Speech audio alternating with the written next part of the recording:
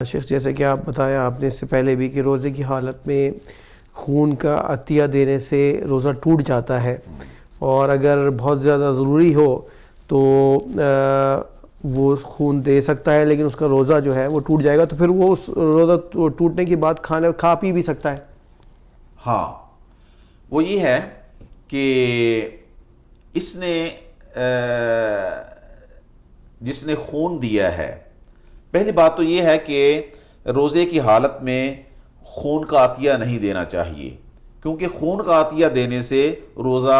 فاسد ہو جاتا ہے، ٹوٹ جاتا ہے۔ لیکن اگر کوئی ایسی مجبوری بن گئی ہے کہ آپ کے سامنے ایک مریض ہے اور اس کی زندگی کا مسئلہ ہے، اور آپ کے علاوہ وہاں کوئی ایسا بندہ نہیں ہے جو اس کو خون دے سکے، یا آپ کا بلڈ گروپ جو ہے اس کے ساتھ ملتا ہے، کوئی ایسی وجہ ہے، تو پھر آپ اپنے روزے کو ترک کر دیں، یعنی کہ آپ خون دیں گے، خون دینے سے آپ کا روزہ افطار ہو جائے گا، اور یہ ایک جائز وجہ سے آپ نے روزہ توڑا ہے، تو اس کے بدلے میں آپ صرف قضا دیں گے، اس کے بدلے میں آپ روزہ رکھیں گے۔ اور یہ پھر یہ ہے کہ اس میں اگر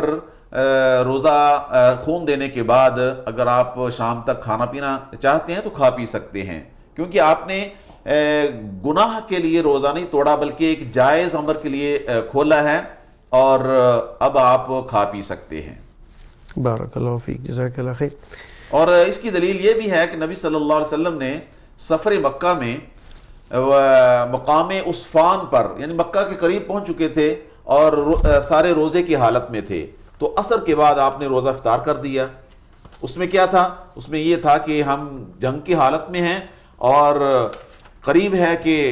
دشمن کے ساتھ آمنا سامنا ہو جائے، تو روزے کی حالت میں پھر ہمارے مجاہدین کمزور پڑ جائیں گے، تو اس لیے روزہ کھول دیا گیا۔ اب اس روزے کو کھولنے کے بعد، حالانکہ رمضان کا روزہ تھا اور عصر کا وقت تھا، صحابہ نے روزے کھول دیے، تو روزہ کھولنے کا مطلب یہ ہے کہ پھر انہوں نے پانی بھی پیا، کھایا پیا بھی ہوگا، اسی لیے روزہ کھولا تھا نا، کہ تاکہ انرجی بحال ہو جائے، تاکہ دشمن کے ساتھ اگر لڑنا پڑے تو ہماری قوت بحال ہو جائے۔ جی شیخ، اگلا سوال یہ ہے کہ سحری کا وقت ختم ہو گیا اور تھوڑی دیر پہلے ہی کچھ کھانا کھایا تھا اور منہ کے اندر کچھ ذرات رہ گئے تھے، اور وہ پھر جب روزے کا ٹائم شروع ہو گیا، روزے کا وقت شروع ہو گیا، اس کے بعد وہ ذرات منہ میں چلے گئے، پیٹ میں چلے گئے، تو اس سے کیا روزے پہ کوئی فرق پڑے گا؟ ہاں بالکل، اس میں بڑی احتیاط کی ضرورت ہے۔ دیکھیں، اگر کھانے کے بعد آپ نے کلی نہیں کی اور کھانے کے کچھ ذرات دانتوں کے درمیان پھنسے ہوئے رہ گئے، تو اگر اس کی دو شکلیں ہیں۔ اب اگر تو